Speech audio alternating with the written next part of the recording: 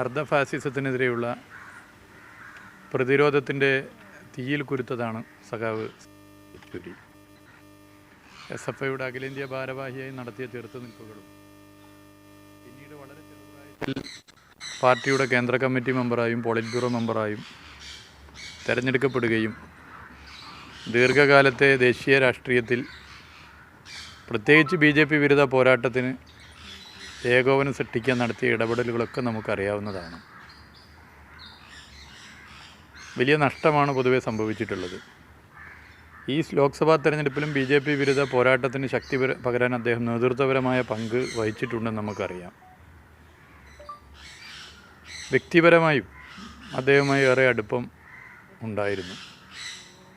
യുവജന പ്രസ്ഥാനത്തിൻ്റെ DYFIയുടെ അഖിലേന്ത്യാ കേന്ദ്രത്തിൽ പ്രവർത്തിക്കുന്നതിൻ്റെ ഭാഗമായി ഡൽഹിയിൽ നിൽക്കുന്ന ഘട്ടങ്ങളിലൊക്കെ തന്നെ അദ്ദേഹവുമായി തുടർച്ചയായി ബന്ധം വെച്ചിരുന്നു.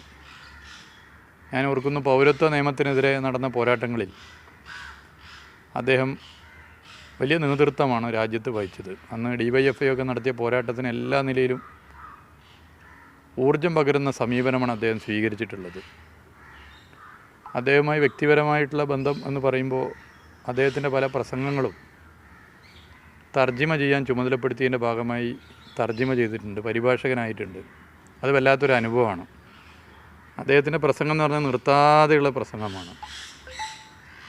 ലേറ്റസ്റ്റ് കാര്യങ്ങളാണ് അദ്ദേഹം പ്രസംഗത്തിൽ പറയുക. അങ്ങനെ പല പ്രസംഗങ്ങളും അങ്ങനെ പരിഭാഷപ്പെടുത്താൻ വേണ്ടിയിട്ടുള്ള ചുമതല വഹിക്കേണ്ടി വന്നിട്ടുണ്ട്. 2021 നിയമസഭാ തെരഞ്ഞെടുപ്പിൽ ബേപ്പൂർ നിയോജക മണ്ഡലത്തിൽ അദ്ദേഹം സ്ഥാനാർത്ഥി എന്നുള്ള നിലയിൽ എനിക്ക് വോട്ട് അഭ്യർത്ഥിച്ച് വന്നിരുന്നു. അന്ന് അദ്ദേഹം നടത്തിയ പ്രസംഗത്തിൽ അദ്ദേഹം പറഞ്ഞു, പല തെരഞ്ഞെടുപ്പ് പ്രസംഗത്തിലും മറ്റു പ്രസംഗങ്ങളിലും എൻ്റെ പ്രസംഗം പരിഭാഷപ്പെടുത്തുന്ന ആൾക്ക് വേണ്ടി ഞാനിപ്പോൾ വോട്ട് അഭ്യർത്ഥിക്കാൻ വന്നിരിക്കുകയാണെന്ന് പറഞ്ഞുകൊണ്ടാണ് വോട്ട് അഭ്യർത്ഥിച്ചിട്ടുള്ളത്. ഇക്കഴിഞ്ഞ പെരുന്നാളിന് അദ്ദേഹം ഭക്ഷണം കഴിക്കാൻ വീട്ടിലുണ്ടായിരുന്നു. അദ്ദേഹം ഇഷ്ടപ്പെട്ട ബിരിയാണി കഴിക്കുകയും വലിയ സ്നേഹം പങ്കുവെക്കുകയും ചെയ്തിട്ടാണ് അന്ന് യാത്ര പറഞ്ഞു പോയത്. അതൊരിക്കലും പിന്നീട് കാണാൻ പറ്റില്ല എന്ന് കരുതിയിട്ടില്ല. ഞങ്ങളെപ്പോലെയുള്ള തലമുറയുള്ളവരുമായി വലിയ ബന്ധം അദ്ദേഹം വെച്ചു പുലർത്തിയിരുന്നു എന്നുള്ളതാണ് അതിൻ്റെ പ്രത്യേകത. അഖിലേന്ത്യാ കേന്ദ്രത്തിലെ DYFI പോലുള്ള പ്രസ്ഥാനം, SFI പോലുള്ള പ്രസ്ഥാനത്തിലെ കേഡർമാരുമായി വലിയ ബന്ധം വെച്ച് പുലർത്തുന്നു, കോളേജിലെ വിദ്യാർത്ഥികളുമായി ബന്ധം വെച്ച് പുലർത്തുന്നു എന്നുള്ളതൊക്കെയാണ് അദ്ദേഹത്തിൻ്റെ ഒരു പ്രത്യേകത. അദ്ദേഹത്തിൻ്റെ രാജ്യസഭയിലെ പ്രസംഗങ്ങൾ ഏത് കാലത്തും ആർക്കും കേൾക്കാൻ താല്പര്യപ്പെടുന്ന പ്രസംഗങ്ങളാണ്. സെക്യുലറിസത്തിന് വേണ്ടി അദ്ദേഹം നടത്തിയിട്ടുള്ള ഉജ്ജ്വലമായ പ്രസംഗങ്ങൾ നിരവധിയാണ്. സെക്യുലറിസം രാജ്യത്ത് തളരാതിരിക്കാൻ വേണ്ടി അദ്ദേഹം എല്ലാവരെയും യോജിപ്പിച്ച് നടത്തിയ ഇടപെടലുകളും എടുത്തു പറയേണ്ടതാണ്.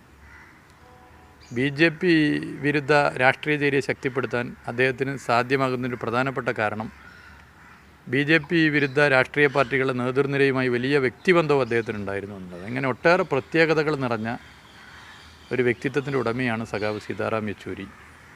ആ വേർപാട് ഒരു തീരാ നഷ്ടമാണ്.